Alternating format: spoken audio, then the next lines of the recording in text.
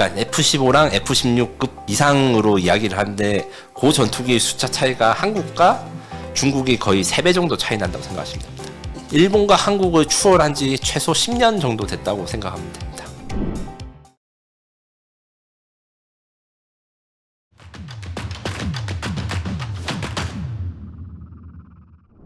자, 그러면 이제 중국 전투기로 한번 넘어가 볼게요. 중국 미사일 얘기를 해봤는데 그 뭐 미사일은 이제 방어 전략이니까 그렇고 방어를 하면서 공격을 할 수 있는 것이 이제 전투기와 이제 해군 능력이 될 텐데 중국의 전투기는 아무래도 미국하고는 게임이 안 되겠죠?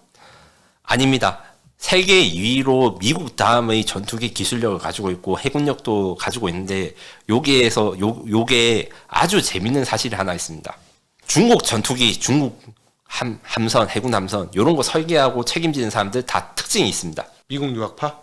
예, 맞습니다. 그러겠네, 당연히. 그리고 미국 유학을 단순히 갔다 온 게 아니라 미국의 전투기 무기 개발, 그 모든 무기 개발 과정이라든가 아니면 무기 개발 방법론, 그다음 접근 방식을 미국을 아주 추종하고 따라하고 그다음에 그게 정답이라고 생각하는 사람들이 중국의 무기들을 만들고 있습니다. 예를 들어 로키드 마틴의 직원이었다던가 보잉사의 직원이었던 사람들, 뭐 이런 사람들. 직원까지는 아니더라도 그런 사람들 밑에서 수학했던 사람들이 이제 미국에서 수학을 하고 미국에서 배우고 난 다음에 이제 중국에서 넘어가고, 그리고 사실 이건 이제 중국 어느 정도 미국이 자초한 측면이 있는데, 요게 과거 이야기 중에 재밌는 거 이야기를 한 꼭지를 풀자면 미국이 중국 전투기와 중국 이지스함의 아버지이기도 합니다. 무슨 일이 있었냐? 천안문 사태가 일어나기 전에 중국과 미국의 관계는 지금과 전혀 달랐습니다. 중국의 구형 뭐 T-55 탱크 같은 거를 미국의 제너럴 다이나믹스가 개조하는 사업이라든가 중국의 구형 미그 22 전투기에다가 미국 레이더를 달거나 하는 요런 사건들이 있었고, 중국의 지금 가장 주력 전투기라 할 수 있는 스텔스기는 아니고 우리 F-16과 비슷한 J-10이라는 전투기가 있는데 그게 이스라엘의 라비 전투기랑 생긴 게 거의 똑같습니다. 그래서 생긴 게 똑같아도 이게 뭔가 기술이 옮겨갔거나 이런 증거는 없었다가 그 몇 년 전에 공개된 사진을 보니까 중국 기술자들이 전부 다 이스라엘에 간 다음에 이스라엘 라비 전투기 앞에서 사진을 다 찍고 기념사진을 찍은 게 있어요. 그리고 그 사람들이 중국에 가서 J-10 전투기를 만들었는데 이 이스라엘 라비 전투기도 결국에는 뭐냐? 미국에서 기술을 받아서 만들었어요. 네. 이런 식으로 해서 기초 기술 중에 미국 기술이 기원을 두고 그리고 미국식 설계 방법으로 한 것이 지금의 중국 주력 무기체계입니다.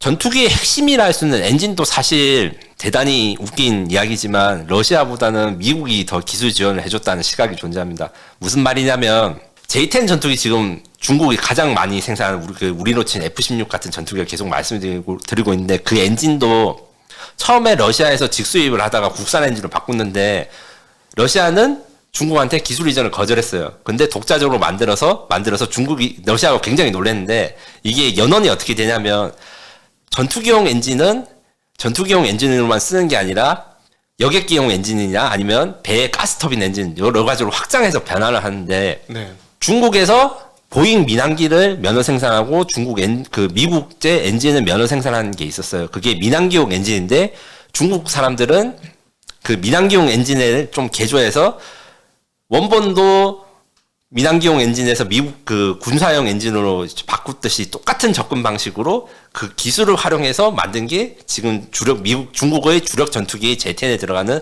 WS-10 엔진이고, 그래서 제인스나 이런 영국의 군사 전문가들도 이것은 미국의 F-101 엔진에서 나왔다, 발전된 것이다, 이렇게 평가를 합니다.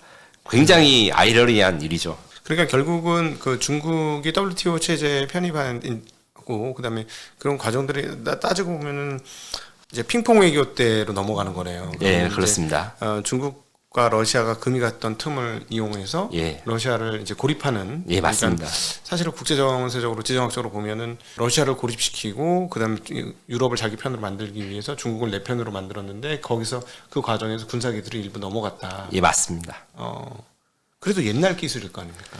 그런데 옛날 기술을 치지만 미사일이든 전투기든 무기라는 건 굉장히 역사가 깊고 만들고 운영하는데 역사가 깊습니다. 제가 초반에 말했던 것 중에 탄도미사일인데 배를 맞출 수 있어. 요 기술이 중국이 처음 실전 배치를 했다 했는데 러시아가 1970년대 이미 만들었는데 생산을 안 하고 있다가 그냥 사장된 거를 다시 살려냈고, 지금 말하는 J10 기술 전투기라든가 이런 것들도 다 1980년대부터 개발을 시작해서 20년간 개발해서 완성이 되는 건데, 이게 미사일이나 이런 무기들은 개발이 20년, 운영이 40년 걸린다 생각하시면 됩니다.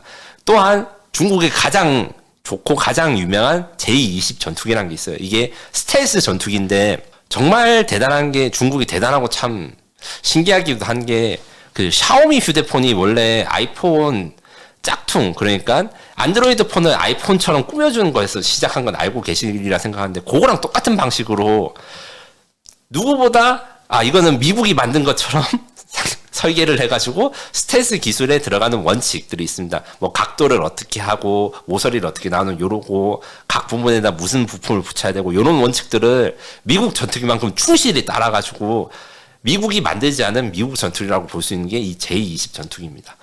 반면에 러시아 같은 경우나 이런 유럽 같은 경우에는 같은 스텔스기를 만들더라도 생각이나 스타일이 좀 많이 다르거든요. 근데 중국은 그야말로 미국을 충실한 제자처럼 스텔스 전투기를 만들어서, 제가 보기엔 우리나라 KF-21이처럼 결국엔 미국의 제자들이 만든 게 중국 전투기가 아닌가, 이런 생각도 좀 들 때가 있습니다.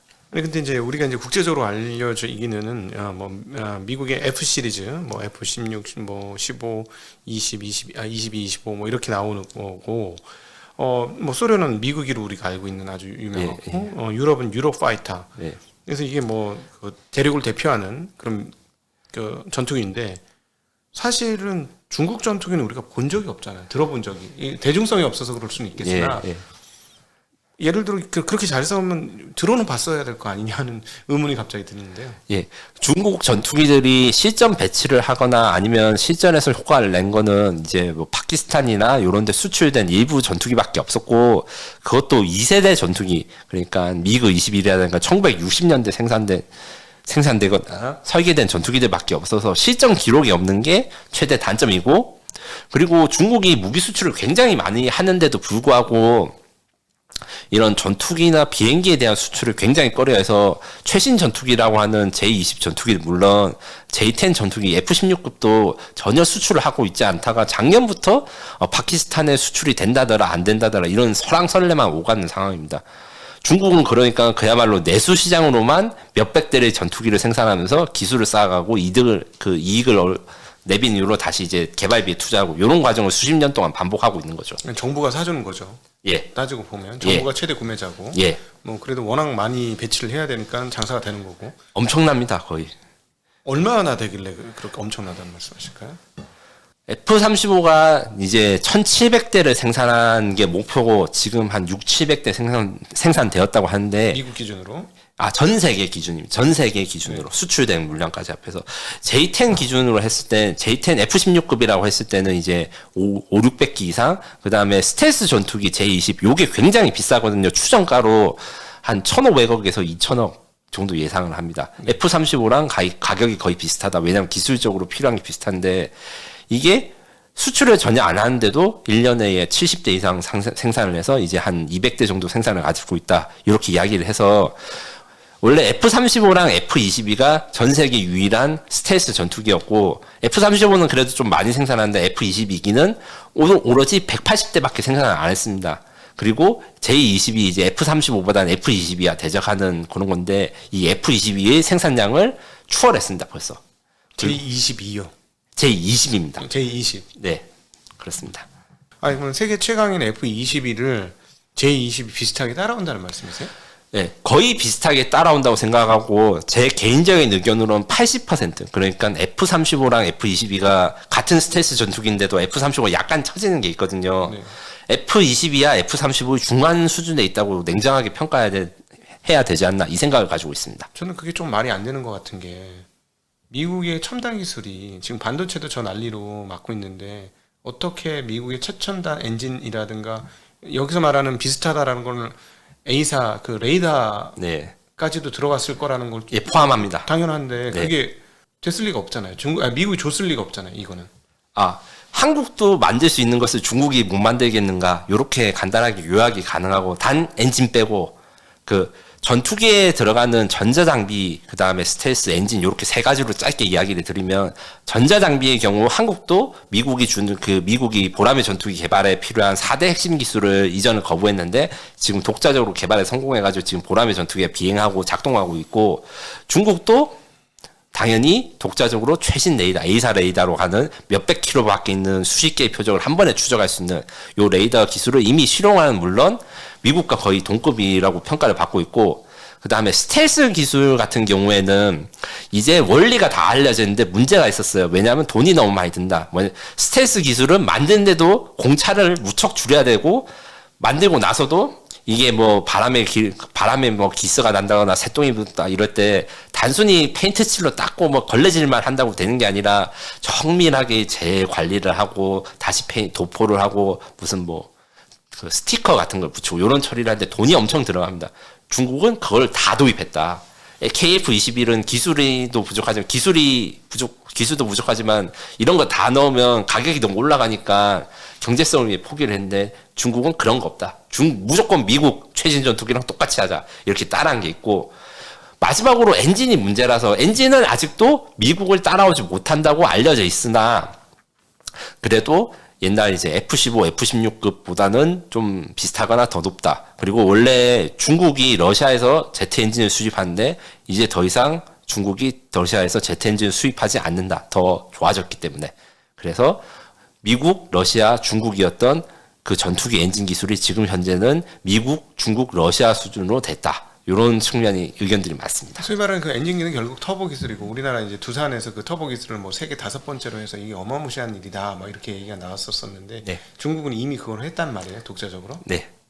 제가 아까 전에 말했던 것 같은 이제 미국제 엔진을 이제 면 생산하고 복제했던 기술을 이제 20년간, 그러니까 한국보다 지금 약 15년 정도 더 앞서 있다 생각하시면 됩니다. 미국보다 한 5에서 10년 정도 뒤쳐져 있고, 그렇게 생각하시면 됩니다.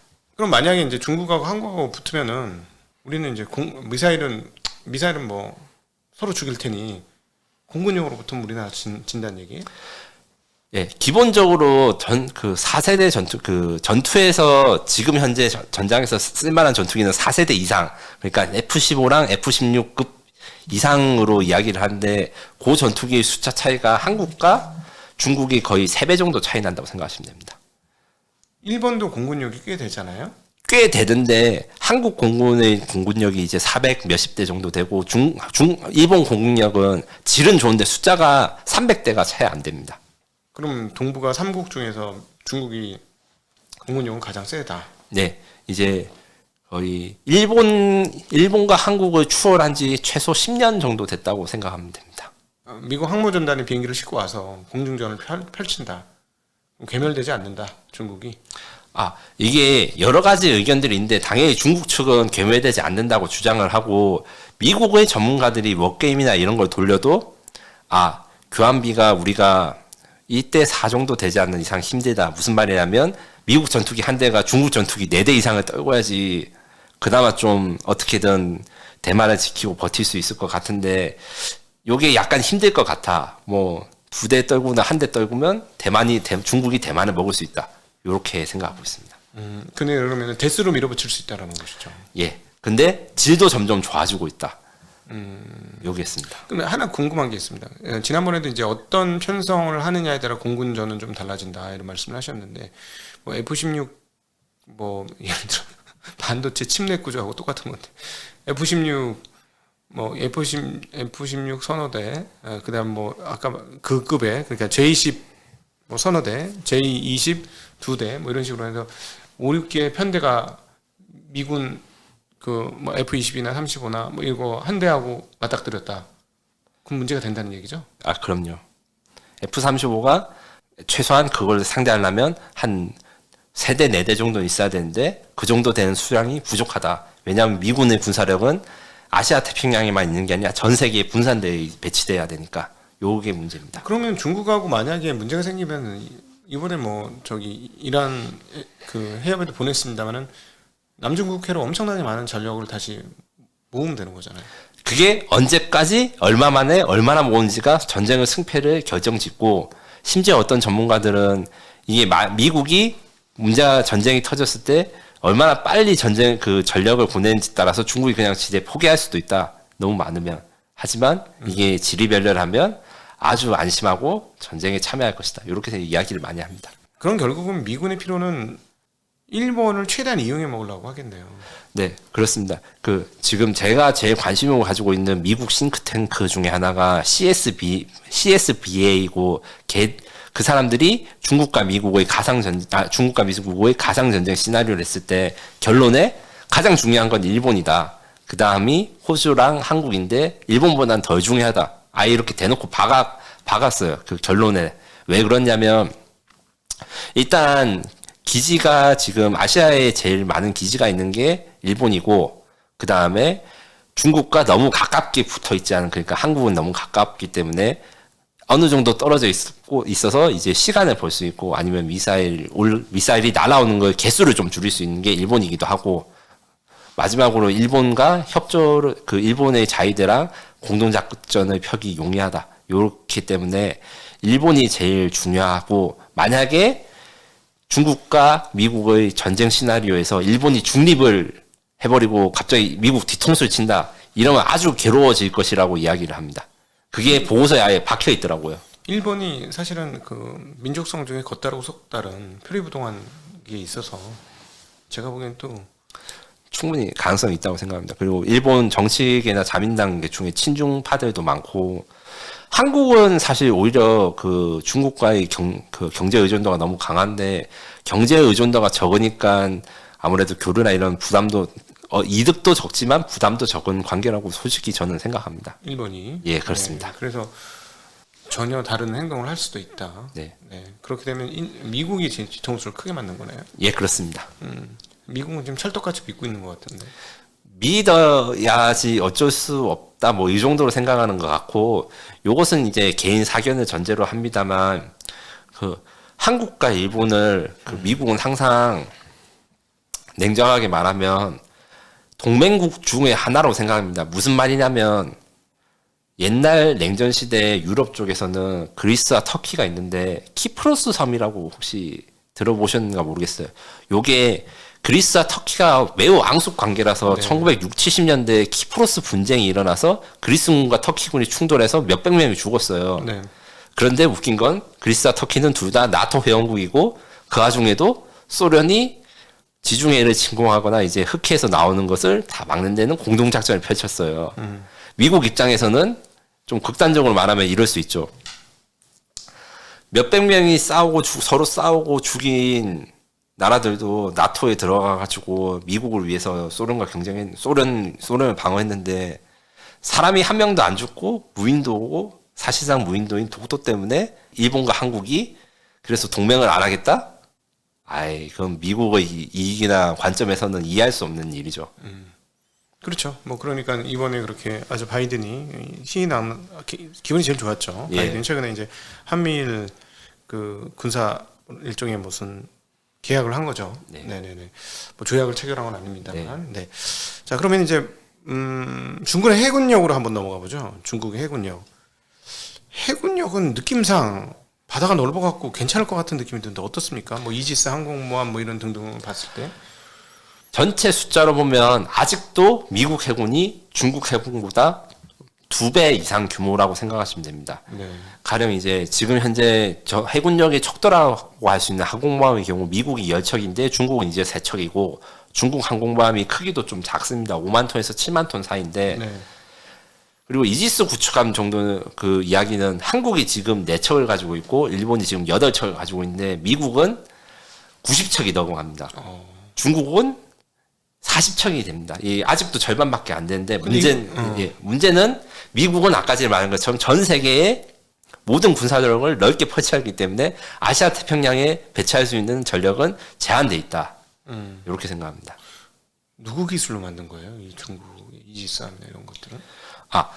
우크라이나, 러시아, 미국 기술이 들어갔는데 해군은 그래도 그 러시아와 우크라이나의 기술들을 좀 많이 받았어요. 냉전이 무너지고 했을 때 우크라이나에서 고철 항공모함을 해상 카지노로 쓰겠다 해가지고 홍콩의 마카오에다가 한 몇 년간 들여놨다가 이 약간 공원같이 쓰다가 그걸 개조해서 항공모함으로 탈바꿈시키거나 우크라이나랑 러시아에서 기술이나 배를 수입해다가 쓰고 자기네들이 복제 생산해서 기술을 키워왔는데 정말 웃긴 거는 이렇게 원 소스가 중국과 러시아와 우크라이나에서 해군에 관련된 함정 기술을 수입해서 중국이 자체적으로 만들면 미국 걸 따라해요.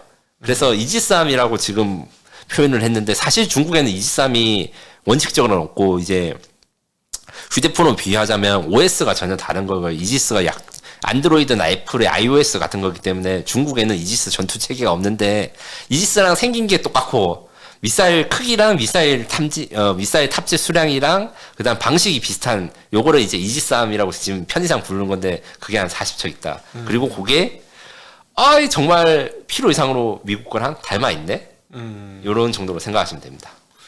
사실은 저기 그 비행기 같은 경우에 터빈 기술이 중요해서 터빈 기술을 어떤 식으로 도입을 했던 거 하면은 되는데 이 항모는 우리나라는 그렇게 배를 잘 만들고 잠수함까지 만들지만 이지스함은 다 수입해서 쓰고 있는 거 아닙니까? 이지스함도 우리 손으로 만들 수 있다고 평가를 말씀드릴 수 있는데 엔진도 미국에서 수입해다 쓰고 그다음에 중국 같은 경우에는 우크라이나에서 처음 이제 가스터빈 엔진 이런 것들을 수입했다가 국산화한 지 이제 한 5년 10년 정도 됐습니다. 배 만드는 기술을 보면 아직 애들 아직 배 만드는 기술은 아직 좀 한참 좀 거리가 있을 것 같은데. 예. 조선 기술이라는 게 결국에는 중국 우리 조선주 이야기나 이런 이야기를 보면 중국에서 배를 주문했는데 뭐 공해상에서 갑자기 반으로 쫙 갈라져 가지고 가라앉았다 뭐 이런 이야기들 많이 듣지 않습니까? 다만 군함 같은 경우에는 요런 그 만듦새나 기본적 완성도의 차이가 비교적 적게 드러납니다. 왜냐? 크기는 작은데 사람이 너무 많이 탑니다.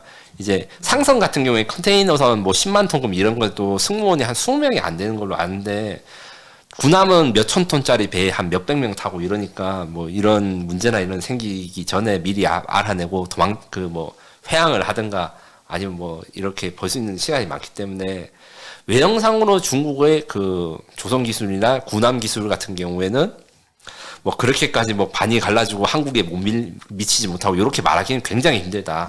사이즈가 작아서 오히려 쉽다. 그리고 규격이 군함 규격과 상선 규격이 완전히 다릅니다. 그러니까 그 자동차의 철판 두께가 뭐 군용차랑 상용차가 다르고 이런 이야기를 하는 거랑 비슷하게 그쪽도 군용 규격을 만들 수 있으니까 중국 조선업의 문제라고 할 수 있는 고질적인 AS 불가 문제, 그 다음에 품질 관리 문제 이런 것들을 좀 다른 게 봐야 된다. 이렇게 생각하시면 됩니다. 그 전력상으로는 그래도 그러면은 그 실전을 해보지 않았습니다만은 오히려 전투기 쪽보다는 해군 쪽에서는 미국하고의 차이가 굉장히 커서 해군 전력이 붙는다는 건 전면전이 시작되는 건데 그렇게 되면은 굉장히 어렵긴 하겠네요, 중국이. 근데 미국 입장에서는 두 가지 문제가 있습니다. 첫 번째 기술 문제인데 중국이 아까 전에 미국을 따라한 게 해군 함정에서도 그러니까 이지스를 완전히 따라한 걸 만들고 있다고 하는데 이제 미국 이지스함보다 큰 이지스함들을 만들기 시작했습니다. 지금 이지스함 같은 경우에는 이제 OS이기 때문에 크기가 다양한 편인데 미국의 경우에는 7,000톤, 그 다음에 한국의 경우에는 10,000톤, 그리고 중국의 경우에는 15,000톤짜리 이지스함을 내놨는데 요게 기술적으로도 발전됐고 새로운 시스템이 들어와서 이제 미국을 모방한 거에서 넘어서 더 먼저 갔다. 특히 이제 이지스함의 레이더가 이제 A사 레이더가 아닙니다. A사보다 한 단계 아래인 폐사라고 해서 수동 능동 레이더라고 있는데 아직까지 지금 그 A사를 단 이지스함을 만드는 중이에요. 미국과 일본이.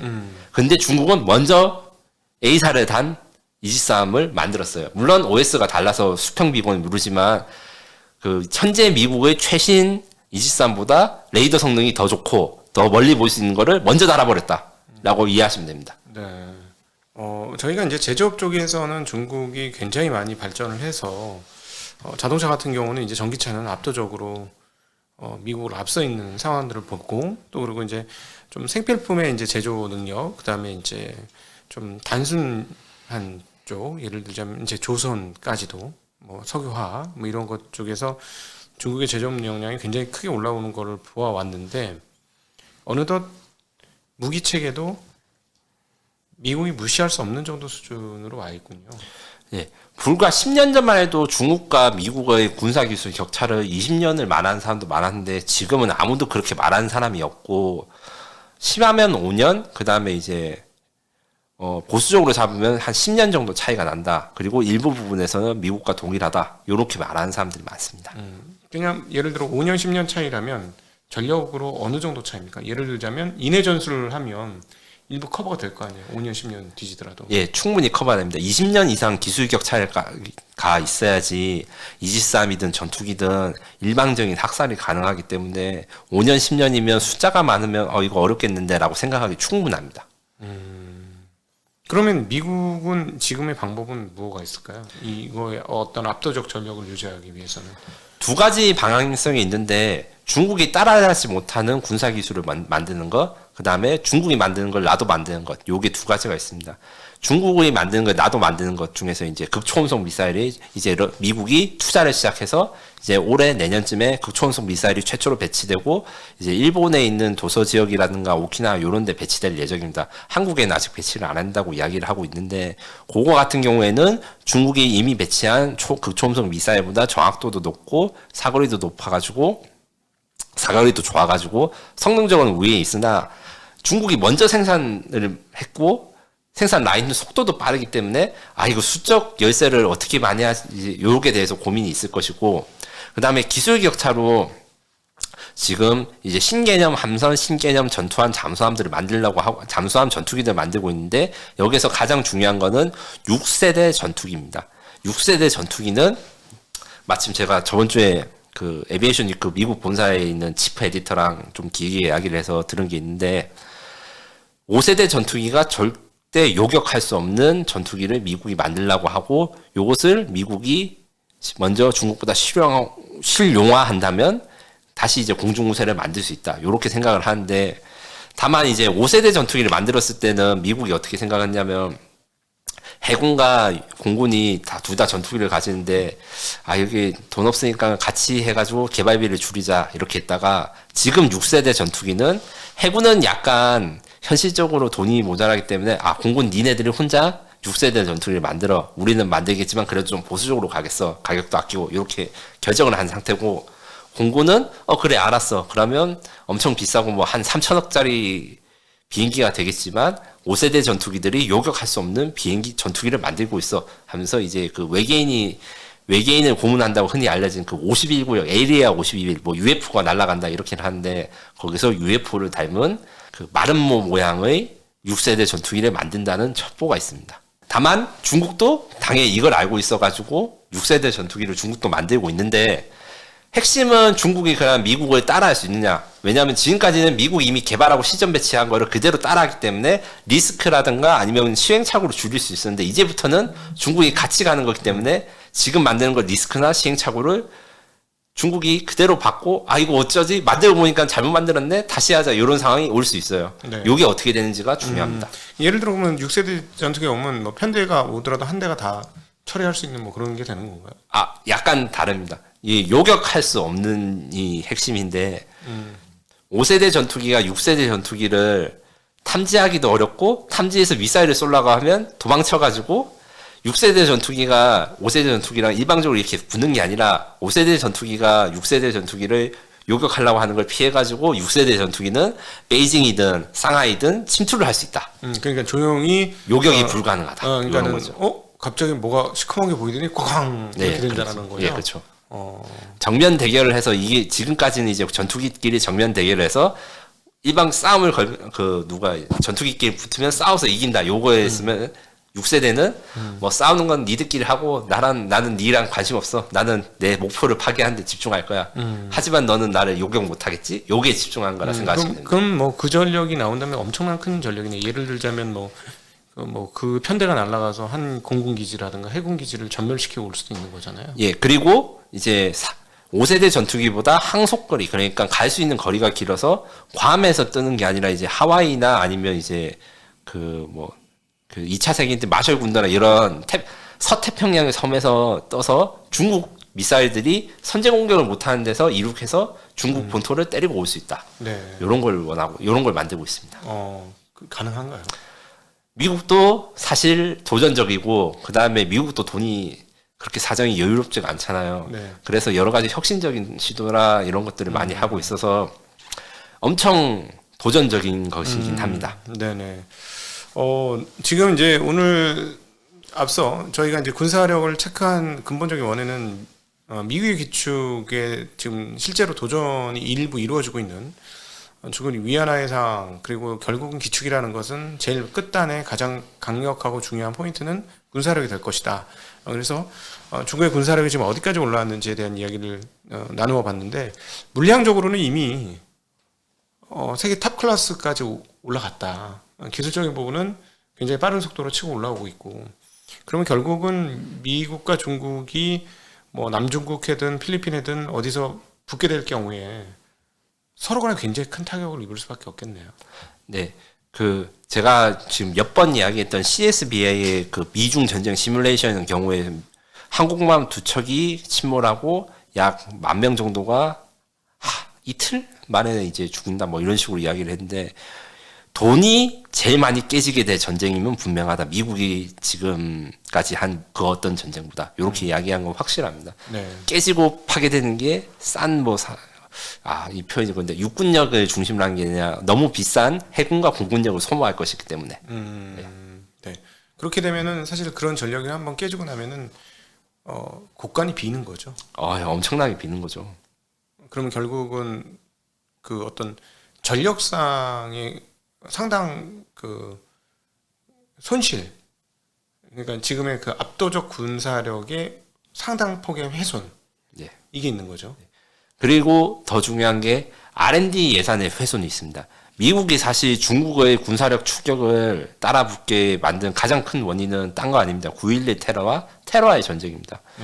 테러와의 전쟁이 10년 동안 일어나면서 이제 미국 국방부 입장에서는 R&D 예산보다는 지금 현재 작전에 투입되는 병사들한테 나 장비들을 생산을 에 대한 지급을 많이 해줘야 되니까 R&D 예산이 굉장히 줄어들었어요. 원래 계획하고 만들었던 것들이 10년씩 늦춰지거나 뭐 10개 중 무기체계 10개 중에 뭐 대여섯 개가 없어지거나 해서 그 부시 대통령 때 그 국방장관의 럼즈패드 같은 경우에는 사신으로 불렸습니다.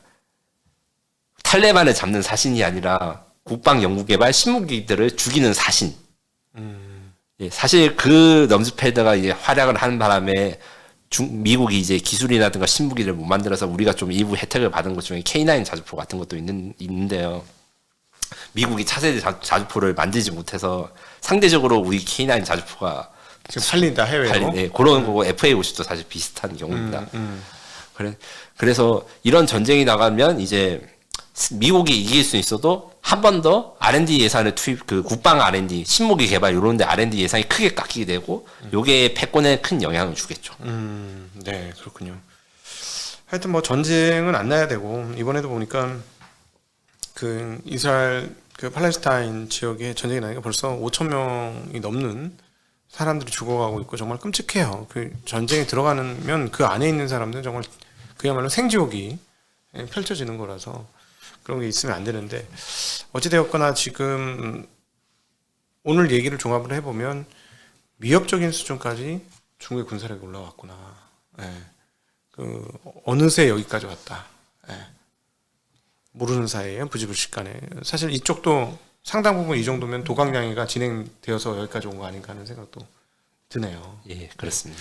혹시 이제 우리 저희 구독자 시청자분들한테 그 꼭 하고 싶었는데 못 했던 얘기가 있으시다면요?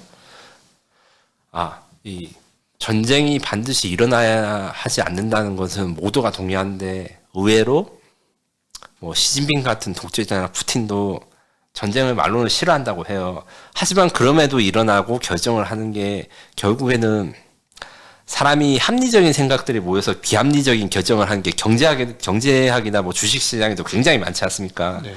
이런 게 전쟁에도 해당될 수 있다는 걸 생각하고 조심을 하시고 이제 나의 그 단순한 투자 결정이라든가 앞으로 미래 설계뿐만 아니라 세상이 어떻게 될 것인가에 대해서 약간 이런 가정을 깔고 접근을 하는 것이 좀 보수적이고 합리적인 선택이 아닌가 이렇게 생각이 듭니다. 네.